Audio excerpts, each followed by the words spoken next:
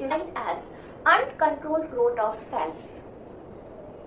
कोशिकाओं का अनियंत्रित रूप से विभाजन होना कैंसर कहलाता है। हमारा शरीर जो है कोशिकाओं से मिलकर बना है, जो सेल्स होती हैं, और यह सेल्स अनियंत्रित रूप से विभाजन होना शुरू कर देती हैं कैंसर की अवस्था में। कैंसर मुख्य तरीके से दो प्रकार का होता है। कैंसर का दो टाइप्स जो है, that is the one is the non malignant, जो कि एक पर्टिकुलर शरीर के हिस्से में ही रहता है। मीन्स ऑपरेशन के थ्रू उस पर्टिकुलर ऑर्गन को निकाला जा सकता है। यदि जैसे लाइक बहुत सारी केसेस में गॉल ब्लैडर है या यूट्रस है, उस ऑर्गन को हम बाहर निकाल लेते हैं। एक जो सेकेंड टाइप का जो कैंसर है, that is malignant cancer. That case जो बॉडी के सेल्स हैं वो कुछ दूसरे ऑर्गन्स में जाने लगते हैं या आसपास के लिम्फ नोड्स वगैरह तक वहां पहुंचने लगते हैं। तो in that case that type of cancer can be cured through operation, laser therapy means radiation effect. वहां पर्टिकुलरली रेडिएशन इफेक्ट्स के थ्रू उन कैंसर सेल्स को डिस्ट्रॉय किया जाता है। कीमोथेरेपी भी हम कैंसर में अपनाते हैं। कीमोथेरेपी में कुछ एंटी कैंसर ड्रग्स जो है वो दी जाती हैं, जिसके थ्रू हम कैंसर को क्योर कर सकते हैं।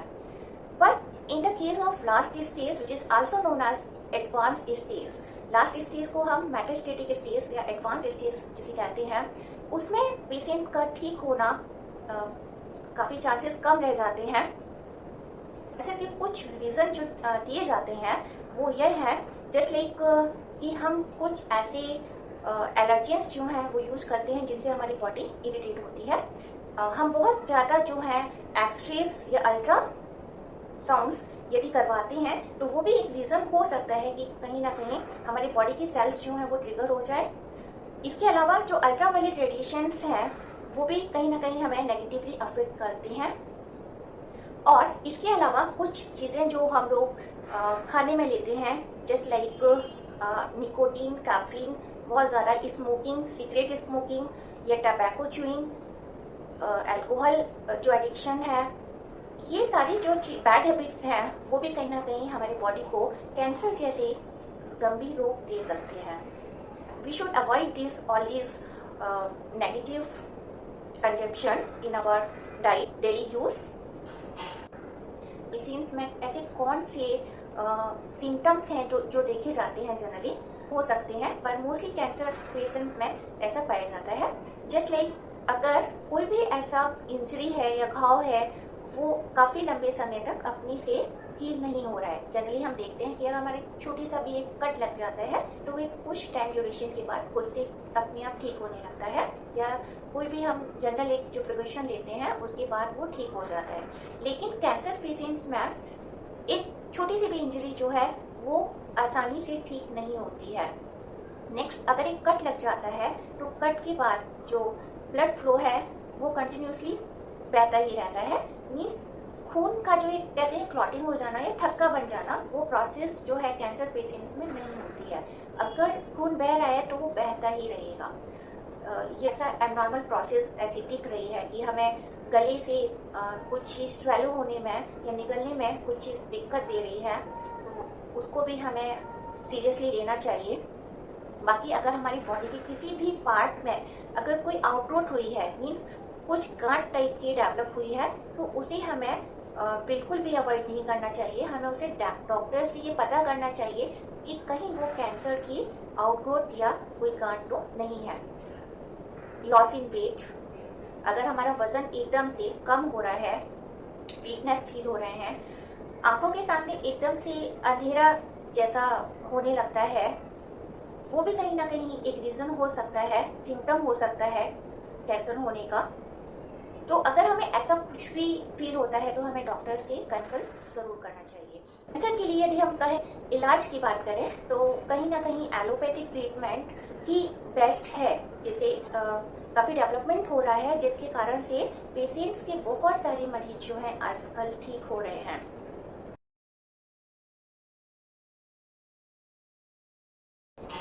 इसके अलावा अगर हम योगा के बारे में बात करें तो breathing exercise is very best to avoid this type of dangerous disease. Breathing exercise में मेनली द कपालभाति क्रिया जिसमें हम लगातार जो है अपनी बॉडी से CO2 को बाहर निकालते हैं। एक्सहेलेशन प्रोसेस होती है, लगातार सांस को बाहर छोड़ा जाता है, जिससे कि हमारे बॉडी के अंदर जो हमारा CO2 जो है हार्मफुल जो गैस है वो बॉडी से बाहर जाता है। ये शोधन क्रिया है, इट मीन्स ये हमारी कहीं ना कहीं हमारी बॉडी के ब्लड को जो है प्यूरिफाई करती है, हमारी बॉडी जो है बहुत ही ज़्यादा फ्रेश होती है। और इसके अलावा कपालभाति के द्वारा जो हमारी specially reproductive part, abdomen, liver, ये सारे जो पार्ट्स हैं बहुत ही पॉजिटिवली अफेक्ट होते हैं। पैनक्रियास के लिए भी बहुत अच्छा है ये, तो कहीं ना कहीं ये कैंसर को भी क्या है ये दूर रखता है। The next is bhastrika pranayama. Continuously अपने श्वास को अंदर लेते हैं और छोड़ते हैं। इट मीन्स हमारे फैटवेज जो हैं बहुत ही स्वस्थ रहते हैं भस्त्रिका प्राणायाम के द्वारा।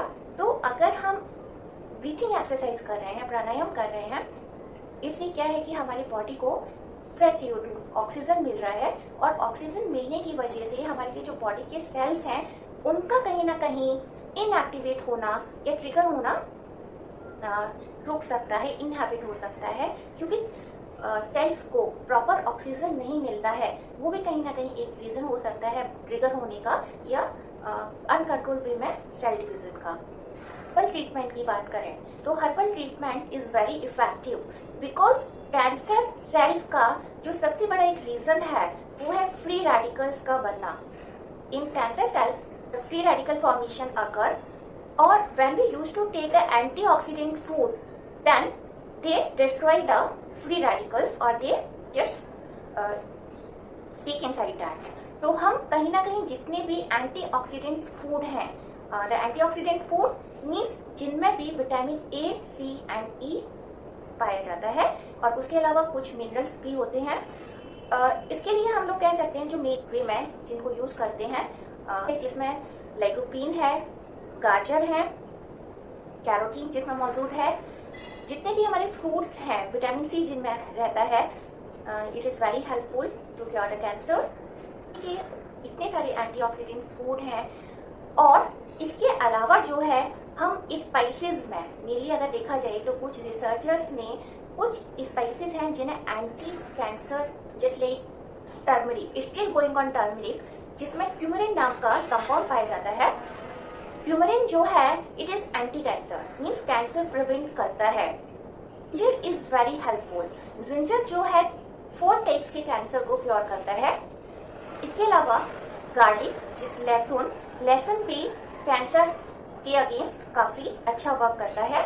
एंड तुलसी, बेसिल लीव, जो कि बहुत ही फायदेमंद है। तुलसी एक तरीके से हल्दी से भी हम कहीं ज्यादा कह सकते हैं कि तुलसी का जो यूज जो किया जाता है वो कैंसर पेशेंट्स के लिए किया जाता है। इसके अलावा गिलोय है, गिलोय भी बहुत ज्यादा इफेक्टिव है इन कैंसर, और बाकी के भी कहीं ना कहीं डिसऑर्डर्स को जो गिलोय जो लीव्स हैं वो यूज की जाती हैं।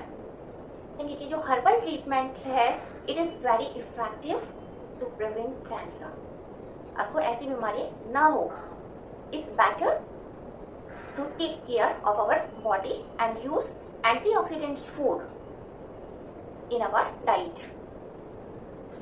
योगा में बात करें तो meditation is also prove to be effective, क्योंकि कैंसर का एक जो क्योर है that can be a stressful life also, क्योंकि हमारी जो बॉडी के सेल्स हैं वो अनकंट्रोल वे में डिवीजन करते हैं it because of the unstability. अगर हम मेडिटेशन करते हैं देन मेडिटेशन में क्या है कि हमारी बॉडी जो है वो रिलैक्स होती है, we feel relax. And the second thing is that जो प्राण ऊर्जा है that is known as the cosmic energy. Cosmic energy is having a healing effect in our body, जिसके द्वारा कहीं ना कहीं बहुत सारी बीमारियां जो हैं हमारी ठीक होती हैं। और इसके अलावा एक और चीज ये है कि हमारी जो लाइफ है it become so healthy, it become so positive. कहीं ना कहीं हमारे जो इस तरीके के जो रोग हैं वो भी कहीं ना कहीं हमसे दूर रहते हैं। नमस्कार, स्टे हेल्दी।